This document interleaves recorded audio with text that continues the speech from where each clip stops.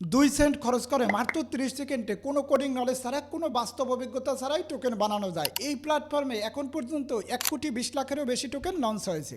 এর মধ্যে 98.6% token already গায়েব। এই প্ল্যাটফর্মের নাম হচ্ছে পাম্প ফান্ড। 3 জন ইংরেজি উদ্যোক্তা 2025 সালের জানুয়ারি মাসে এই প্ল্যাটফর্মটি তৈরি করেছিলেন। প্রতিদিন প্রায় 28,000-এরও বেশি নতুন টোকেন লঞ্চ হয়। প্রায় 16,000-এরও বেশি ওয়ালেট নতুন টোকেন বানায়। কিন্তু এই প্ল্যাটফর্ম এখন পর্যন্ত কত টাকা ইনকাম করেছে জানেন? মানে 2024 সাল থেকে শুরু করে এখন পর্যন্ত প্রায় $800 মিলিয়ন বেশি ইনকাম করেছে।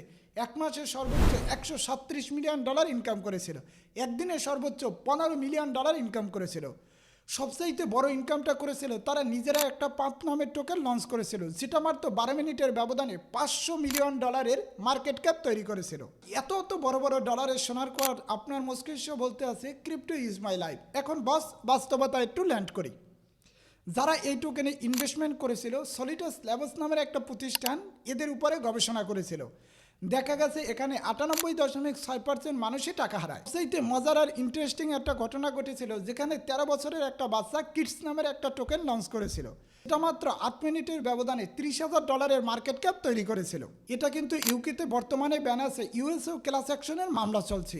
এই সাইটটা এখন পর্যন্ত থামেনি, প্রতিদিন প্রায় $1 মিলিয়ন বেশি ইনকাম করে। এটা মূলত আমার মতে পুরোই একটা ক্যাসিনো সাইট। বাংলাদেশে কিন্তু ক্রিপ্টোকারেন্সি লেনদেন নিষিদ্ধ। আমি জাস্ট ইনফরমেশন আর মজার চলে ভিডিও বানাই, আপনারাও এভাবেই নেবেন আশা করি।